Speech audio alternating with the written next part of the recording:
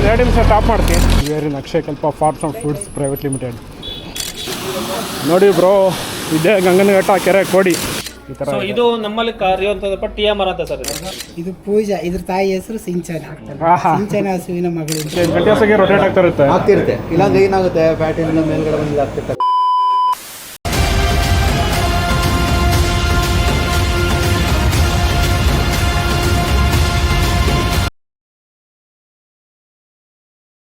Okay boys, ಇವಾಗ ಸಿದ್ದು ಫಾರ್ಮ್ನ ನೋಡಿಕೊಂಡು ಅಕ್ಷಯಕಲ್ಪ ಕೋಡಿಹಳ್ಳಿ ಫಾರ್ಮ್ ಹೋಗ್ತಾ ಇದ್ದೀವಿ.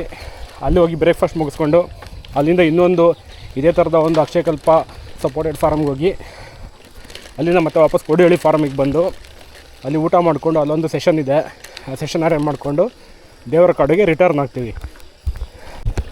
ಇದೊಂದು ಕಂಟ್ರಿ ರೋಡ್ ಸ್ಟ್ರೆಚ್ ಹೇಗಿದೆ ಅಂತ ನೋಡಿ.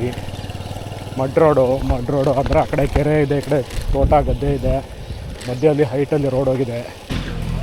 ನೋಡಿ ಬಾಯ್ಸ್, ನಾನು JCB ಖುದಾಯಿ ನಡೀತಾ ಇದೆ. ಇಲ್ಲೆಲ್ಲ ಕುರ್ಸದ ಗಿಡ ಎಲ್ಲ ಕೀಳ್ತಾ ಇದ್ದಾರೆ. ನಾನು 2 ನಿಮಿಷ ಸ್ಟಾಪ್ ಮಾಡ್ತೀನಿ. 2 ನಿಮಿಷ ಸ್ಟಾಪ್ ಮಾಡಿಸಿದ್ದಾರೆ, ಎಲ್ಲ ಪಾಸ್ ಆಗಿಬಿಡ್ತಾರೆ. ಎಲ್ಲರೂ ಪಾಸ್ ಆಗ್ತಾರೆ, 2 ನಿಮಿಷ ನಿಲ್ಸೋಕೆ ಹೇಳಿ. ನಮ್ಮ ರೇಸರ್ಸು ರೇಸಿಂಗ್ ಸ್ಟಾರ್ಟ್ ಮಾಡೋರು ಆಗಲೇ ಒಳ್ಳೆ ರೋಡ್ ಸಿಕ್ಕಿದಂಗೆ ನೋಡಿ. ಡ್ಯಾನ್ಸ್ ಗೀನ್ಸ್ ಎಲ್ಲ ಮಾಡ್ಕೊಂಡು ಹೋಗ್ತಾರೆ ನಮ್ಮ ಮಾಸ್ಟ್ರು.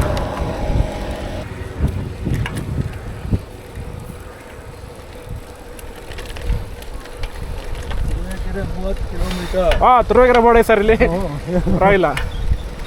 ಅಪ್ಪಲ್ಲಿ ಸರಿಯಾಗಿ ದಬ್ಬಾಯಿಸಿ ತುಳಿತಾ ಇದೀವಿ. ಅದಲ್ಲೂ ಬದಲು ಧೂಮ್ ಸಲಕ ಸೊ ಬಾಯ್ಸ್, ಒಂದು ಒಳ್ಳೆ ಅಪ್ಹಿಲ್ ಆದಮೇಲೆ ಅಕ್ಷಯಕಲ್ಪ ಕೋಡಿಹಳ್ಳಿ ಫಾರ್ಮಿಗೆ ಬಂದಿದ್ದೀವಿ. ಸುಸ್ತಾಗೋಯ್ತು ಗುರು, ಸೀರಿಯಸ್ಲಿ. ವೇರಿನ Akshayakalpa farms and foods private limited. It's one of the food industry, leading food industry in Karnataka. Yashas TV. ಹೋಗಿ ಸರ್, ಎಂಟ್ರ್ ಹಾಕೋಬೇಕಿದು. ನೀವು ಹಾಕೊಳ್ಳಿ ಸರ್, ಒಳ್ಳೆಗೆ ಹಾಕೊಂಡ್ರೆ ಇದು ಕ್ಯಾಮ್ರಾ ಗಡ್ಡ ಆಗುತ್ತೆ ನೋಡಿ. ಫಾರ್ಮ್ ಎಂಟ್ರ್ ಆಗ್ತಿದ್ದಂಗೆ ಇಲ್ಲಿ ಬರೋ ಅಂಥ ವೆಹಿಕಲ್ಸ್ಗೆ ಫಸ್ಟ್ ಇಲ್ಲಿ ಟೈರ್ ಎಲ್ಲ ಕ್ಲೀನ್ ಆಗುತ್ತೆ, ಫುಲ್ ಸಾಫ್ ಆಗುತ್ತೆ. ಹೊರಗಡೆಯಿಂದ ಬರೋ ಬ್ಯಾಕ್ಟೀರಿಯಾ ವೈರಸ್ ಎಲ್ಲ ಒಳಗೆ ಕ್ಯಾರಿ ಮಾಡಬಾರ್ದು ಅಂತ ಫಸ್ಟ್ ಸ್ಟೆಪ್ಪು. ನಾವಿಲ್ಲಿ ವೇ ಬ್ರಿಡ್ಜ್ ಇದೆ, ವೇ ಬ್ರಿಡ್ಜಲ್ಲಿ ತೂಕ ಹಾಕೊತಾರೆ. ಎಂಟಿ ವೆಹಿಕಲ್ಸು ಮತ್ತು ಎಕ್ಸಿಟ್ ಆಗೋಂಥ ವೆಹಿಕಲ್ಸು ತೂಕ ಆಗುತ್ತೆ ಇಲ್ಲಿ ವೇ ಬ್ರಿಡ್ಜಲ್ಲಿ. ನಮ್ಮ ಕಿರಣ್ ಅವರು ಕೂಡ ವ್ಲಾಗ್ ಮಾಡೋ ಸ್ಟಾರ್ಟ್ ಮಾಡಿದ್ದಾರೆ ನಮ್ಮ ನೋಡಿ ಇನ್ಸ್ಪೈರ್ ಆಗಿ. Hi Kiran, welcome to YouTube. Okay, ಇಲ್ಲೊಂದು ಶೆಡ್ ಇದೆ, ಇಲ್ಲಿ ಪಾರ್ಕ್ ಮಾಡ್ತಾಯಿದ್ದೀವಿ ಸೈಕಲ್ಸ್ನೆಲ್ಲ. ಕಡೆ ಮಿಲ್ಕ್ ಪ್ರೊಸೆಸಿಂಗ್ ಪ್ಲ್ಯಾಂಟ್ಸ್ ಇದೆ, ಬಟ್ ಅಲ್ಲಿ ಅಲೋ ಇಲ್ವಂತೆ. ಅಲ್ಲಿಗೆಲ್ಲ ಹೋಗ್ಬೇಕಾದ್ರೆ ಫುಲ್ ಸ್ಯಾನಿಟೇಷನ್ ಆಗಿ ಸ್ನಾನ ಮಾಡ್ಕೊಂಡು PPE ಕಿಟ್ ಹಾಕ್ಕೊಂಡು ಹೋಗ್ಬೇಕಂತೆ. ಸೊ ನಮಗೆ ಅದೆಲ್ಲ ಈಗ ಅಲೋ ಇಲ್ಲ.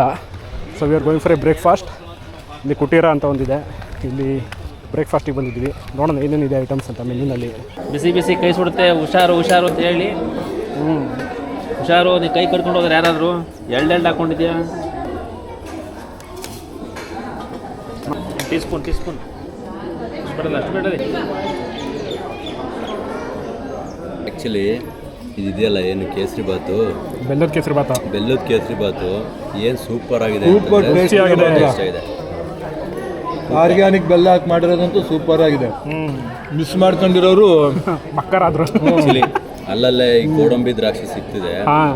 ಈಗ ಇಲ್ಲಿ ಬ್ರೇಕ್ಫಾಸ್ಟು ಬೊಂಬಾಟಾಗಾಯಿತು. ಉಪ್ಪಿಟ್ಟು, ಕೇಸರಿ ಬಾತು, ಮೊಸರನ್ನ, ಮತ್ತು ಇನ್ನೊಂದು ಸೊಪ್ಪಿನ ಪಲ್ಯ ಮಾಡಿದರು. ತುಂಬ ರಿಚ್ ಫೈಬರ್ ಇರೋಂಥ ಸೊಪ್ಪಿನ ಪಲ್ಯ ಸಖತ್ತಾಗಿತ್ತು. ಇವಾಗ ನಾವು ಕಂಟ್ರಿ ರೋಡ್ ಹಿಡ್ಕೊಂಡು ಗಂಗನಘಟ್ಟ ಅಂತ ಒಂದು ವಿಲೇಜಿಗೆ ಬಂದಿದ್ದೀವಿ. ಇಲ್ಲೊಂದು ಬ್ಯೂಟಿಫುಲ್ ಕೆರೆ ಇದೆ. ಕೆರೆ ಕೂಡ ಆ್ಯಕ್ಚುಲಿ ಬ್ಯೂಟಿಫುಲ್ ಆಗಿದೆ. ಇದು ಲಾಸ್ಟ್ ಟೈಮ್ ನಾವು ಬಂದಿದ್ದೆ ಇಲ್ಲಿಗೆ. ಬನ್ನಿ ನೋಡೋಣ, ಕೂಡೆ ಆಗಿದ್ದರೆ ಒಂದೊಳ್ಳೆ ವ್ಯೂ ಸಿಗುತ್ತೆ. ವಾಟರ್ ಕ್ರಾಸಿಂಗ್ ಇದೆ, ಸಖತ್ತಾಗಿ ಹೋಗ್ಬೋದು. ನೋಡಿ ಸರ್, ನಮ್ಮ ಕಾರ್ ನಿಂತೈತಲ್ಲಿ. ಇಲ್ಲೇ ಸೈಕಲ್ನ ವಾಶ್ ಮಾಡ್ಕೊಂಡು ಹೋಗ್ಬೋದು. ಬೇಕು ಅಂದರೆ ಒಂದೊಂದು ಜಗ್ ಹಿಡ್ಕೊಂಡು ನೋಡಿ ವಾಟ್ರ್ ಹೆಂಗೆ ಬೀಳ್ತಾಯಿದೆ. ಅಲ್ಲಿ ಕೆಳಗಡೆ ಕುತ್ಕೊಂಡ್ಬಿಟ್ರೆ ನೀರಿನ ಕೆಳಗೆ ಎಷ್ಟು ಮಜಾ ಗುರು. ನೀರು ಕಡಿಮೆ ಆಗಿದೆ ನೋಡಿ ಬ್ರೋ. ಇದೇ ಗಂಗನಘಟ್ಟ ಕೆರೆ ಕೋಡಿ. ಈ ಪ್ಲೇಸಲ್ಲಿ ಮುಂಚೆ ಒಂದು ಸ್ವಲ್ಪ ಸ್ವಿಮ್ಮಿಂಗ್ ಮಾಡ್ಕೊಂಡು ಹೋಗಿದ್ವಿ, ಬಟ್ ಇವಾಗ ಒಂದು ಸ್ವಲ್ಪ ನೀರು ಕಡಿಮೆ ಆಗಿದೆ. ಈ ಕೆಳಗಡೆ ನೀರು ಬಿಡ್ತಾ ಇದೆಯಲ್ಲ, ಇಲ್ಲೋ ಕುತ್ಕೊಂಡ್ಬಿಟ್ರೆ ನೆಕ್ಸ್ಟ್ ಲೆವೆಲ್ ಮಜಾ ಸಾಕಾಗಿರುತ್ತೆ. ಎಲ್ಲ ಬಟ್ಟೆ ಹೋಗಿತಾ ಇದ್ದಾರೆ ನೋಡಿ. ನಮ್ಮ ಹುಡುಗರೆಲ್ಲ ಗಾಡಿ ವಾಶ್ ಮಾಡ್ತಾಯಿದ್ರು ಇಲ್ಲಿ, ಸೈಕಲ್ಲೆಲ್ಲ. ಅಣ್ಣ ರಸ್ಟ್ ಹಿಡಿಯುತ್ತೆ ಅವೆಲ್ಲ ಮಾಡೋಕೋಬೇಡ ನೀನು. ಹೋಗಲ್ಲ ಅದು ಏನು ಮಾಡೋರು ಮಣ್ಣು ಹೋಗಲ್ಲ, ಅದು ತಿರ್ಗಾ ಇನ್ನೂ ಜಾಸ್ತಿ ಅಂಟ್ಕೊಳ್ಳುತ್ತೆ. ಏನೋ ಹೇಳು, ಇನ್ನೊಂದ್ಸಲ ಹೇಳು ಹೇಳ. ಏನಾಯ್ತು ಬಿಡೋ ಈಗ. ನೋಡಿ ಇದು ವಾಟರ್ ಕ್ರಾಸಿಂಗ್ ಅಂದರೆ ಏನು ಸಕ್ಕತ್ತಾಗಿದೆ ಗುರು. ನೋಡಿ ಹೋಂಡಾ ಸಿಟಿ ನಿಂತಿದೆ ಇಲ್ಲೊಂದು, ವಿಟೆಕ್ ಈ ಕಡೆ ನಿಯೋ ಹೋಂಡಾ ಐವಿಟೆಕ್. ಸೊ ನಮ್ಮ ಈ ಒಂದು ವೆಕೇಷನ್ಗೆ ಬಂದಿದ್ದೀವಿ, ಜಾಬ್ಘಟ್ಟ ಅಂತ ಊರ ಹೆಸರು.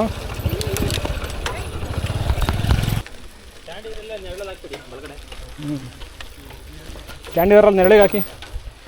ಇವ್ರದ್ದು ನೇಟಿವ್ ಪ್ಲೇಸ್ ಬಂದು ಜಾಬ್ಘಟ್ಟ. ಇವ್ರದಾ? ಅಲ್ಲಿ ಆಕ್ಚುಲಿ ಜಾಬ್ಘಟ್ಟ ಇರೋದು ಅಲ್ಲಿ ಎಷ್ಟು, ಒಂದು 2 ಕಿಲೋಮೀಟರ್ ಆಗುತ್ತೆ. 3 ಕಿಲೋಮೀಟರ್ 3 ಕಿಲೋಮೀಟರ್ ಆಗುತ್ತೆ. ತೋಟದೊಳಗೆ ಇದೀವಿ ಸರ್. ಜಮೀನ್ ಹತ್ರ ಸೇರಿಕೊಂಡು ಈ ಫಾರಂ ಡೆವಲಪ್ಮೆಂಟ್ ನಮ್ಮದು ಮೇಜರಾಗಿ ಕೆಲವೊಂದು ಕ್ರೈಟೀರಿಯಾದೊಳಗಡೆ ಇದು ಒಂದು. ನಾವು ಫಾರಂ ಎಲ್ಲಿ ಮಾಡ್ತೀವೋ ಅಲ್ಲೇ ಅವ್ರು ವಾಸ ಇರಬೇಕು. ಯಾಕೆ ಅಂತ ಹೇಳಿದ್ರೆ ಹಸು ಏನಾಗ್ತಿದೆ ಎಂತ ಆಗ್ತಿದೆ ಅದು ಪ್ರತಿ ದಿವಸ ಪ್ರತಿ ಟೈಮು ಕೂಡ ಅಬ್ಸರ್ವೇಷನ್ಸ್ ಇರಬೇಕು. ಎರಡನೇದು, ಈಗ ಹಸುಗಳಿಂದ ಬಂದಂಥ ಯಾವುದೇ ತ್ಯಾಜ್ಯಗಳು ಬಂದರೂ ಕೂಡ ಅದು ನಮ್ಮ ಜಮೀನಿಗೆ ಹೋಗ್ಬೇಕು. ಕರೆಕ್ಟ್. ಈಗ ನಮ್ಮ ಮನೆ ಒಂದು ಕಡೆ ಇದೆ, ಜಮೀನು ಒಂದು ಕಡೆ ಇದೆ ಅಂತಂದರೆ ಸೊ ಅದ್ರದ್ದು ಕವಿ ಯೂರಿನಾಗಲಿ ಹಸು ತೊಳೆದ ನೀರಾಗಲಿ ಇವೆಲ್ಲದು ವೇಸ್ಟ್. Correct correct. ಸೊ ಹಾಗಾಗಿ ನಮ್ಮದು ಜಮೀನಿಗೆ ತುಂಬ ನ್ಯೂಟ್ರಿಷನ್ ಅನ್ನು ನಾವು ಲಾಸ್ ಮಾಡ್ಕೊಳ್ತೀವಿ. ಜಮೀನು ಒಂದು ಕಡೆ, ಮನೆ ಒಂದು ಕಡೆ. ನಮ್ದು 110 ಕೋಡ್ ನಂಬರ್. ಸೊ ಆ ಕಾರಣಕ್ಕೆ ಅದು ಇದರಲ್ಲಿ ಅದು ಮನೆ ಎಲ್ಲಿರ್ತಾರೋ ಜಮೀನು ಎಲ್ಲಿರ್ತೋ ಅಲ್ಲಿ ಅವರು ಶಿಫ್ಟ್ ಆಗಬೇಕು. ಸೊ ಆ ನಿಟ್ಟಿನಲ್ಲಿ ಅವರು ಇಲ್ಲಿಗೆ ಬಂದು ಸುಮಾರು ಎಷ್ಟು ವರ್ಷ ಆಗುತ್ತೆ ರಮೇಶಣ್ಣ? ನಾವು 12 ಇಲ್ಲಿಗೆ ಬಂದ. ಅಲ್ಲಲ್ಲ ಅಕ್ಷಯ ಕಲ್ಪ 12 ವರ್ಷ 11 ತುಂಬಿತು ಸರ್. ಹಂಗಾರೆ ಮುಂಚೆ 14 ವರ್ಷದಲ್ಲಿ ತುಂಬಾ ಚಿಕ್ಕದಿಂದ ಸಣ್ಣದ್ರಿಂದ ಮಾಡಿದ್ದು ಸರ್ ನಾವು. ಫಸ್ಟ್ ಸ್ಟಾರ್ಟಿಂಗ್ ಆಯ್ತಲ್ಲ ಇವ್ರದ್ದು ಕಂಪ್ನಿ, ಅವಾಗಿಂದ ಇಲ್ಲಿವರೆಗೂ ಇದ್ದೀವಿ. ಸ್ಟಾರ್ಟಿಂಗ್ ಕಂಪ್ನಿ 3ನೇರೆ ನಾವು, 3ನೇ ಫಾರಮೇ ನಮ್ದು ಸರ್. ನೋಡಿ ಹಸುಗಳಿಗೆಲ್ಲ ಇಲ್ಲೇ ಊಟನ ರೆಡಿ ಮಾಡ್ತಾರೆ. ಇದೆಲ್ಲ ಹಾಕಿ ಸೊಪ್ಪು ಕಬ್ಬು ಎಲ್ಲ ಮಿಕ್ಸ್ ಮಾಡಿ ಇಲ್ಲಿ ಹಾಕ್ತಾರೆ. ಇಲ್ಲೆಲ್ಲ ಫರ್ಮೆಂಟೇಷನ್ ಆದಮೇಲೆ ಎಷ್ಟು ಹಸುಗಳಿಗೆ ಫೀಡ್ ಮಾಡ್ತಾರೆ. ನೋಡಿ ಯಾವುದೇ ಹಸುನ ಇಲ್ಲಿ ಕಟ್ಟಾಕಿಲ್ಲ, ಅದು ಯಾವ left to roam freely around. So ಒಂದು ಬೌಂಡ್ರಿ ಇದೆ, ಬೌಂಡ್ರಿ ಒಳಗಡೆ ಫ್ರೀಯಾಗಿ ರೋಮ್ ಮಾಡ್ತವೆ, ಓಡಾಡ್ತವೆ, ಮಲ್ಕೊತವೆ. ಲುಕ್ ಅಟ್ ದೀಸ್ ಕೌಸ್, ಯಾವುದನ್ನು ಕಟ್ಟಾಕಿಲ್ಲ, ಎಲ್ಲ ಫ್ರೀ ಆಗಿದ್ದಾವೆ. So they are left to free. Okay, ಇದೇ ಇವ್ರದ್ದು ಫುಡ್ ರೆಡಿ ಮಾಡ್ತಾ ಇರೋದು ಹಸುಗಳಿಗೆ. ಅದು ಫರ್ಮೆಂಟ್ ಆಗಿರೋದಾ? ಇದು ಎಲ್ಲ ಮಿಕ್ಸ್ ಇದೆ ಸರ್. ಮಿಕ್ಸ್ ಇದೆ ಅಲ್ಲ, ಅಲ್ಲಿ ಫರ್ಮೆಂಟೇಷನ್ ಬಿಟ್ಟಿರೋ ಆ ಥರ ಇವ್ರು ಮಾಡ್ತಾರೆ. ಇಲ್ಲಿ ಅದು ಮಾಡಿದ್ರು ನೋಡಿ. ಈಗ ನಾವು ಒಂಥರ ಪಿಟ್ಗಳು ಮಾಡಿದ್ವಿ, ಇವ್ರೊಂಥರ ಪಿಟ್ಗಳು ಮಾಡಿದ್ರೆ, ಒಬ್ಬೊಬ್ರು ಒಂಥರ. ಇದು ಐಡಿಯಾ ನಿಮ್ಮದೇ ಪೆಟ್ಟಿಗಳದ? Same idea. ಓಕೆ. ಅಂದ್ರೆ ನಾವು ಸ್ವಲ್ಪ 3 ಅಡಿ ಅಂತೀವಿ, ರೈತರು ಅವ್ರ ಅನುಕೂಲ ಇನ್ನೂ ಜಾಸ್ತಿ ಬರುತ್ತೆ, ಕಡಿಮೆ ಜಾಗ ಇದೆ, ಜಾಸ್ತಿ ಸ್ಟೋರ್ ಮಾಡ್ಕೋಬಹುದು ಅಂತ ಹೇಳಿ ಹಾಳ ಮಾಡ್ಕೊಂಡಿದ್ದಾರೆ. ಓಕೆ. ಜಾಗ ಇರೋರು ಏನ್ ಮಾಡ್ತಾರೆ, ಇನ್ನು ಇದನ್ನ ಹಾಳ ಕಮ್ಮಿ ಮಾಡ್ಕೊಂಡು ಹೈಟ್ ಮಾಡ್ಕೊಂಡು ಇನ್ನು ಕೆಲವರು ಪ್ಲಾಸ್ಟಿಕ್ ಬ್ಯಾಗ್ಗಳು ಉಪಯೋಗಿಸ್ತಾರೆ ಸರ್, ದೊಡ್ಡ ದೊಡ್ಡವು. ಇದು ಎಷ್ಟು ದಿನ ಬಿಡ್ತಾರೆ ಇದರಲ್ಲಿ ಹಾಕಿದ್ರಿಂದ? ಎಷ್ಟು ದಿನ ಬಿಡ್ತೀರಾ ಸರ್? ಇದರಲ್ಲಿ ಇದು ಹಾಕ್ಬಿಟ್ಟು 1 ತಿಂಗಳ ಮೇಲೆ 8 ದಿವಸ 4 ದಿವಸ, 1 ತಿಂಗಳ ಮೇಲೆ 8 ದಿವಸ ಬಿಟ್ಟು ಆಮೇಲೆ ಫೀಡ್ ಮಾಡ್ತೀವಿ. ಆದ್ರೆ ಇವಾಗ ಇಲ್ಲದೆ ಇದ್ದಾಗ ಒಂದು 15 ದಿವಸ ಮಾತ್ರ ಬಿಡ್ತೀವಿ ಸರ್. Okay sir. ಓಕೆ. 15ಕ್ಕಿಂತ ಇನ್ನೂ ಕಮ್ಮಿನೇ.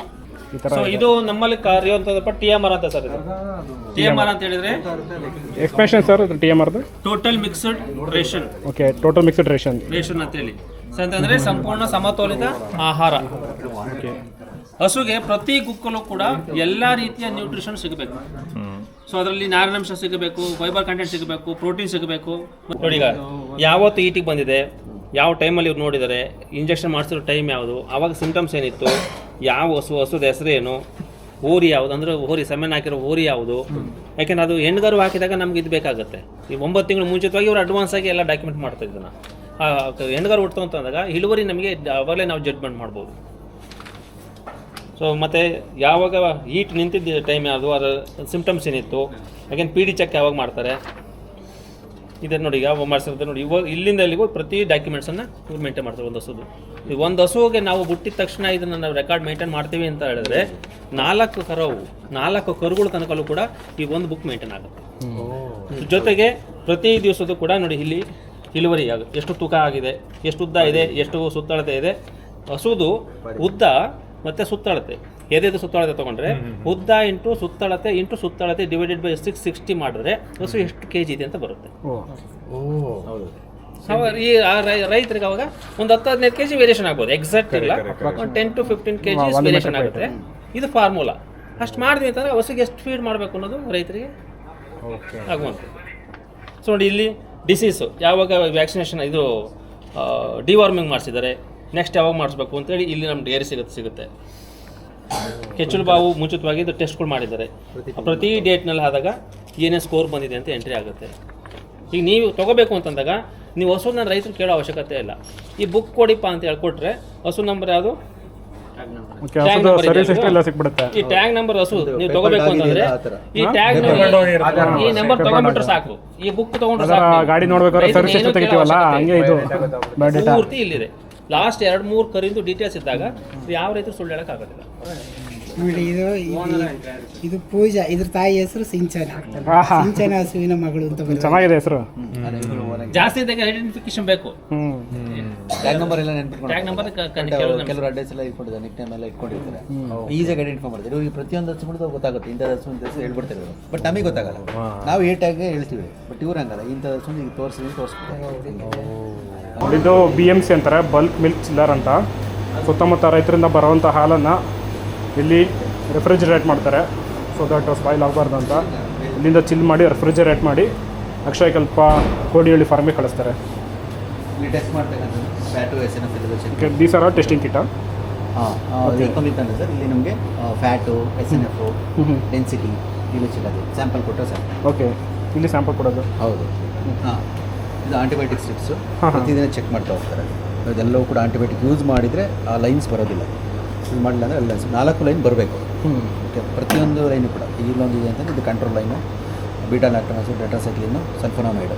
ಆಂಟಿಬಯೋಟಿಕ್ ಯೂಸ್ ಮಾಡಿದರೆ ಆ ರೆಸಿಡ್ಯೂ ಮಿಲ್ಕಲ್ಲಿ ಇತ್ತಂದರೆ ಆ ಲೈನ್ ಬರೋದಿಲ್ಲ. ಯಾವ ಆಂಟಿಬಯೋಟಿಕ್ ಯೂಸ್ ಮಾಡಿದ್ರೆ ಗೊತ್ತಾಗುತ್ತೆ.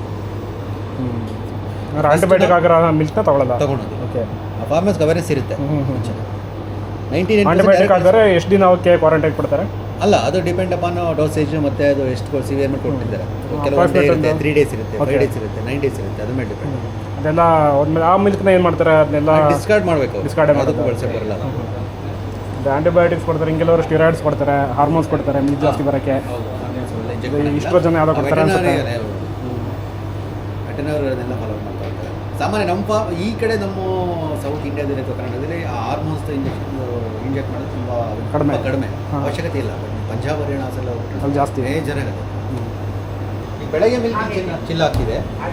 ಓಕೆ, ಇದೆ ಓಕೆ. ಈವ್ನಿಂಗ್ ಕೂಡ ಮಿಲ್ಕ್ ಹಾಕಿ ಚಿಲ್ಲ ಆದಮೇಲೆ ನೈಟ್ ಟ್ಯಾಂಕರ್ ಬಂದು ಇಲ್ಲಿಂದ ಲಿಫ್ಟ್ ಮಾಡ್ತಾರೆ. ಓಕೆ, ಇಲ್ಲಿಂದ ಲಿಫ್ಟ್ ಮಾಡಿದ್ದು ಸೀದಾ ಕೋಡಿಹಳ್ಳಿ ಫಾರ್ಮ್ ಹೋಗುತ್ತಾ ಅಥವಾ ಬೆಂಗಳೂರು? ಕೋಡಿಹಳ್ಳಿ. ಅಲ್ಲಿಂದ ನಿಮಗೆ ಪ್ಯಾಕಿಂಗ್ ಆಗಿ ಬೆಂಗಳೂರಿಗೆ. ಇದು ನಮಗೆ ಕೂಲಿಂಗ್ ಮಾಡೋದಕ್ಕೆ ಹೆಲ್ಪ್ ಮಾಡ್ತಾ ಹೋಗುತ್ತೆ. TSS ಇಂದ ಓಕೆ, ಸಿಸ್ಟಮ್ ಅಂತ. ಇದು ಕರೆಂಟ್ ಏನಾದ್ರು ಹೋಗಿದ್ರೆ ನಮ್ಗೆ 8 ಅವರ್ ಬ್ಯಾಕಪ್ ಇರುತ್ತೆ. ಇದು ಪವರ್ ಸ್ಟೋರ್ ಇದು ಪವರ್ ಅಲ್ಲ, ಇದು ಆ ಟೆಂಪ್ರೇಚರ್ನ ಮೇಂಟೈನ್ ಆಗುತ್ತೆ. ಇದು ಥರ್ಮಲ್, ಇದರಲ್ಲಿ ಥರ್ಮಲ್ ಸಿಸ್ಟಮ್ ಅಂತ ಇದೆ. ನಿಮಗೆ ಟೆಂಪರೇಚರ್ ಸ್ಟೋರ್ ಮಾಡ್ಕೊಂಡಿರುತ್ತೆ.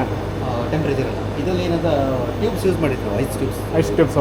ಓಕೆ, ನೀವು ಹೇಳ್ತಾರೆ ಮಿಲ್ಕ್ ಕಂಟಿನ್ಯೂಸ್ ಸರ್ಕ್ಯುಲೇಟ್ ಆಗುತ್ತೆ ಅದರಿಂದ ಇದಕ್ಕೆ ಅಂತ. ಅಲ್ಲ, ಅಲ್ಲಿ ಐಸೋಪ್ರೋಪಲ್ ಆಲ್ಕೋಹಾಲ್ ಇದೆಯಲ್ಲ.